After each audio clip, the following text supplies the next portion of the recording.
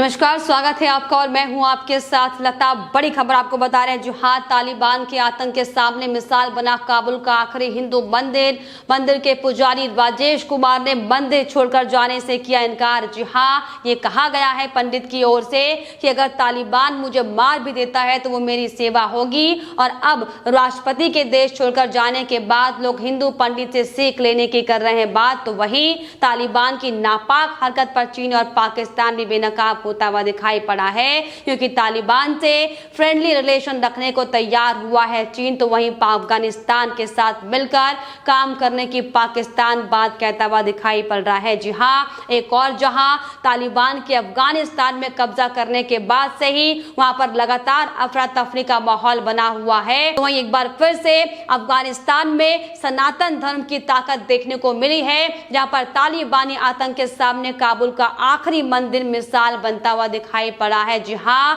मंदिर के पुजारी राजेश कुमार ये साफ तौर पर कहते हुए दिखाई पड़ रहे हैं कि चाहे कुछ भी हो जाए वो मंदिर को नहीं छोड़ेंगे। पुजारी ने मंदिर छोड़कर जाने से साफ तौर पर इनकार कर दिया है और उनका ये साफ तौर पर कहना है कि अगर तालिबान मुझे मार भी देता है तो वो भी मेरी सेवा होगी, क्योंकि मेरे पूर्वज ने इस मंदिर को बनाया है। जी हां, और अब जिस तरीके से राष्ट्रपति के देश छोड़कर जाने के बाद से ही लोग लगातार हिंदू पंडित से सीख लेने की बात करते दिखाई पड़ रहे हैं। जी हां, जिस तरीके से लगातार तालिबान के आतंक के बाद अफगानिस्तान में अफरा तफरी का माहौल बना हुआ है, किस तरीके से लोग अपनी जान बचाने के लिए इधर उधर भागते हुए दिखाई पड़ रहे हैं। तो वहीं से बीच अब आतंक के बीच में जो मंदिर में जो आखिरी मंदिर काबुल का बचा हुआ है उसमें पुजारी एक फंसा हुआ है, लेकिन उनको लाने को लेकर लगातार कवायद की जा रही है, जिसमें विप्र सेना प्रमुख सुनील तिवारी ने भी साफ तौर पर भारत सरकार से यह मांग की है कि काबुल के आखिरी मंदिर के पुजारी को भारत में लाने का काम किया जाए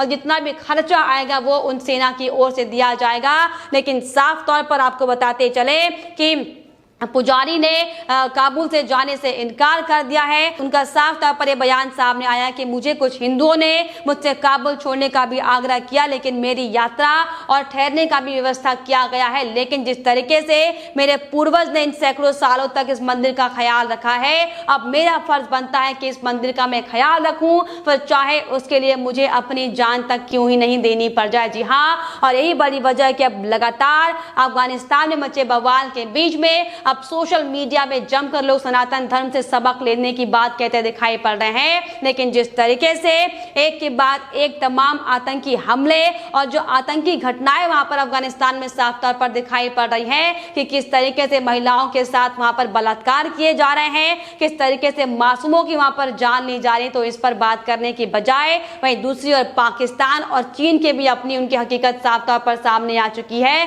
क्योंकि जहां पर एक और हाहाकार मची हुई है। लोग अपनी जान बचाने के लिए दूसरे देशों से आए हेलीकॉप्टरों में किसी तरीके से खुद के लिए जगह बनाते दिखाई पड़ रहे हैं कि कैसे चलते हेलीकॉप्टर में, चलते प्लेन में लोग चढ़ते हुए नजर आ रहे हैं। कई लोगों की इस दौरान मौत भी हुई है। लेकिन ऐसे में तालिबान की आलोचना करने के बजाय एक बार फिर से पाकिस्तान और चाइना ने अपनी हकीकत को साफ तौर पर अंतर्राष्ट्रीय मंच पर दिखाने का काम किया है। और ऐसा दरअसल हम इसीलिए कह रहे हैं क्योंकि जिस तरीके से अफगानिस्तान में अमेरिका समेत तमाम नाटो देशों के सेनाओं की वापसी होते ही जिस तरह से अफगानिस्तान में आतंकी संगठन ने हैरत अंगेज तरीके से दोबारा से देश पर पूरा कब्जा करने का जो काम किया है, उसी तरह से जब दुनिया के देश आतंकी संगठन की तालिबान की नई सरकार को मान्यता तक देने को तैयार नहीं हो रहे हैं, तो ऐसे में कट्टरपंथी मुस्लिम आतंकी संगठन के साथ कम्युनिस्ट देश चाइना यानी कि चीन तालिबान से गल बहिया करने के लिए अपनी मंशा को खुले तौर पर दिखाता नजर आ रहा है।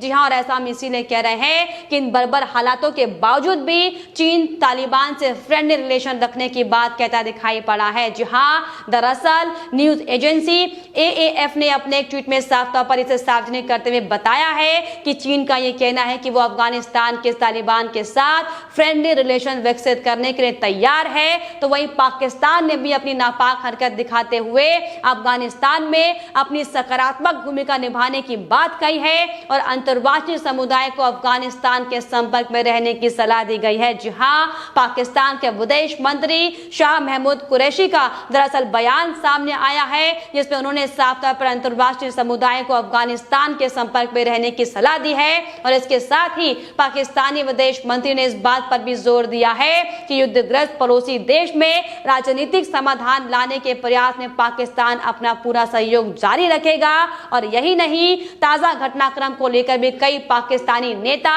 अफगानिस्तान में तालिबान से बातचीत करने के लिए पहुंच चुके हैं ताकि आगामी रणनीतियों को लेकर कोई बातचीत की जाए और किस तरीके से पूरे देश में आतंक मचाया जाए। इसको लेकर अब चाइना से लेकर पाकिस्तान ने अपने षड्यंत्र बनाने शुरू कर दिए हैं, क्योंकि इसी कड़ी में विदेश मंत्री शाह महमूद कुरैशी ने भी साफ तौर पर अपनी प्रतिक्रिया देते हुए बताया है कि अफगानिस्तान के सभी नेता अपने देश के राष्ट्रीय हित में मिलकर काम करेंगे और पाकिस्तान अफगानिस्तान में सकारात्मक और सहयोगी की भूमिका निभाता रहेगा। जी हाँ, कुरैशी ने यह भी साफ तौर पर बयान देते हुए कहा है कि अंतर्राष्ट्रीय समुदाय को अफगानिस्तान के संपर्क में रहना चाहिए और ये जरूरी है कि अपने अगले कदम पर हम समन्वय से उठाएं ताकि अफगानिस्तान और क्षेत्र को फायदा हो सके। तो जिस तरीके से लगातार काबुल की स्थिति बनी हुई है, इसको लेकर अमेरिका समेत कई देशों के दूतावास व कर्मचारी वहां पर फंसे हुए हैं, जिनको लगातार बाहर निकालने का काम हालांकि किया जा रहा है। और इसी कड़ी में भारत की भी ओर से विशेष विमान को अफगानिस्तान भेजा गया ताकि जो अफगानिस्तान में जो भारतीय लोग फंसे हुए हैं उनको भी बाहर लाने का काम किया जाए। जो लगातार काबुल में लंबे समय से फंसे हुए थे उनको बचाने के लिए वायुसेना का विशेष विमान भेजा गया है, जिसमें विमान भारतीय दूतावास के कर्मचारी को वापस लाने का काम लगातार करने की पूरी कोशिश कर रहा है। तो जिस तरीके से लगातार अपनी नापाक हरकतें पाकिस्तान और चाइना ने दिखाई है, तो वह इसको लेकर अब जिस तरीके से राष्ट्रपति गनी अफगानिस्तान को छोड़कर भाग गए थे और अफगानिस्तान से भागने के दिन ही अफगान प्रतिनिधि मंडल रविवार को दरअसल पाकिस्तान पहुंचा था। प्रतिनिधि मंडल में 2001 में तालिबान के सत्ता से हटने के बाद कई सरकारों के जो मंत्री थे, जो मंत्री का हिस्सा थे, वो नेता भी शामिल हुए थे, जिसमें कुरैशी प्रधानमंत्री खान के साथ भी पूरे विषय को लेकर बातचीत करेंगे और किस तरीके से अब आगे की रणनीति अफगानिस्तान को लेकर बनाई जाए, इसको लेकर चर्चा करने का काम कुरैशी करेंगे। जिससे साफ तौर पर आप ये समझ सकते हैं कि एक और जहां पर पूरी दुनिया तालिबान के आतंक की आलोचना करते हुए दिखाई पड़ रही है, तो वहीं पाकिस्तान से लेकर चाइना अपनी दोस्ती का हाथ बढ़ाते हुए दिखाई पड़ रहे हैं। और दरअसल यही बड़ी वजह है कि लगातार पाकिस्तान अपने नापाक मंसूबों को लेकर कई बार मुंह की अंतर्राष्ट्रीय मंच पर खा चुका है, लेकिन एक बार फिर से पाकिस्तान ने अपना चेहरा दिखाते हुए चाइना के साथ अपने चेहरे को बेनकाब करते हुए अफगानिस्तान यानी कि अब जो तालिबान में तब्दील हो चुका है उसे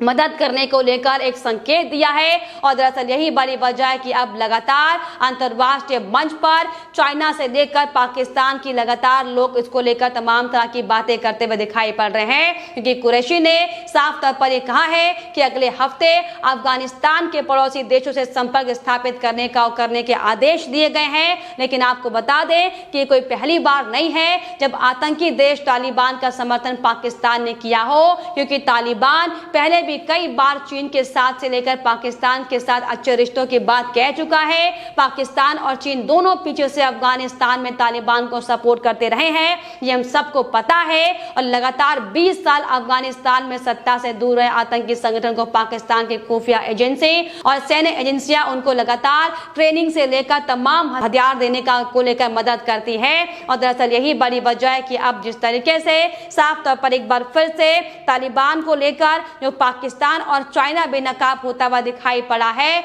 इसको लेकर अब लोग तरह तरह की बातें हालांकि करते हुए दिखाई पड़ रहे हैं। लोगों का साफ तौर पर एक कहना है कि भारतीय मुसलमान जो कि हमेशा फलस्तीन लोगों का समर्थन करने के लिए विरोध करते आ रहे थे, और जब भी इजराइल और फलस्तीन संघर्ष होता है तो वे तालिबान का विरोध क्यों नहीं कर रहे हैं जो अफगानिस्तान में मुसलमानों को मार रहे हैं। यानी इस दुनिया में सब कुछ राजनीति के लिए होता है, भाईचारे के लिए कुछ भी नहीं होता। जी हाँ, लोग अब तमाम तरह की प्रतिक्रियाएं देते हुए दिखाई पड़ रहे हैं, क्योंकि जिस तरीके से बार बार ऐसे में सवाल खड़ा होता है कि अब तक जो भारत में बैठे मुसलमानों पर अत्याचार की दुहाई देने का काम करते थे, आखिर अब वो इतनी भयभीत स्थिति में आखिर क्यों नहीं अपनी प्रतिक्रियाओं को लाकर सामने रख रहे हैं, और आखिर क्यों नहीं अब तालिबान में जो आतंक लगातार तालिबान की ओर से बनाया गया है उसको लेकर कोई प्रतिक्रिया दे रहे हैं। हालांकि इस कड़ी में आपको बताते चले कि अब जो सीए के कट्टर विरोधी अमरिंदर सिंह जो पंजाब के मुख्यमंत्री थे, उनकी प्रतिक्रिया जरूर सामने आई है, क्योंकि उन्होंने अब तक जो लगातार सीए का विरोध प्रदर्शन करते हुए दिखाई पड़ रहे थे। जो मोदी सरकार ने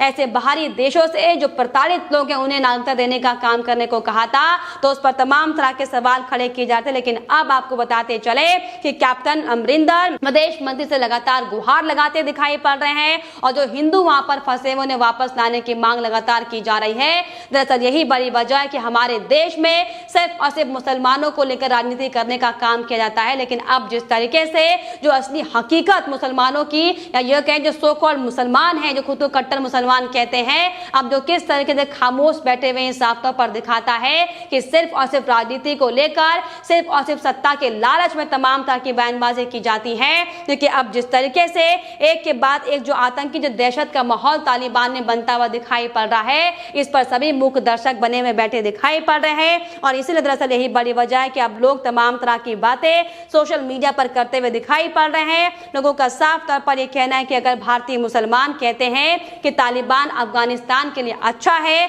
और वे उस देश के असली नागरिक हैं, तो अफगान मुसलमान देश छोड़कर आखिर हवाई जहाज से क्यों कूद रहे हैं, क्यों लगातार अपनी जान बचाने के लिए लोग इधर से उधर भागते हुए दिखाई पड़ रहे हैं। लेकिन जिस तरीके से आपको बता दें, अब जो वर्तमान स्थिति काबुल की साफ तौर पर निकलकर सामने आ रही है, जिसमें साफ तौर पर सनातन धर्म ने एक मिसाल कायम करके साफ तौर पर हिंदू पंडित की ताकत को दिखाया है, तो वहीं दूसरी ओर किस तरीके से सिर्फ और सिर्फ आतंकवाद को बढ़ावा देने वाले चाइना और पाकिस्तान का भी चेहरा बेनकाब हुआ है, जो लगातार जिन्हें इस पूरे मसले को लेकर इसकी आलोचना करनी चाहिए थी, तो वो लगातार अब काबुल और तालिबान पर अब कैसे आगे काम किया जाए और कैसे तालिबान के साथ दोस्ती के रिश्ते को बढ़ाया जाए, इसको लेकर खुले मंच पर औपचारिक ऐलान करते हुए हालांकि तमाम आतंकवादी नेता दिखाई पड़ रहे हैं। लेकिन फिलहाल इस पर आपकी क्या राय है, हमें कमेंट बॉक्स में जरूर लिखिएगा। साथ ही साथ हमारे चैनल को सब्सक्राइब करना भी ना भूलें।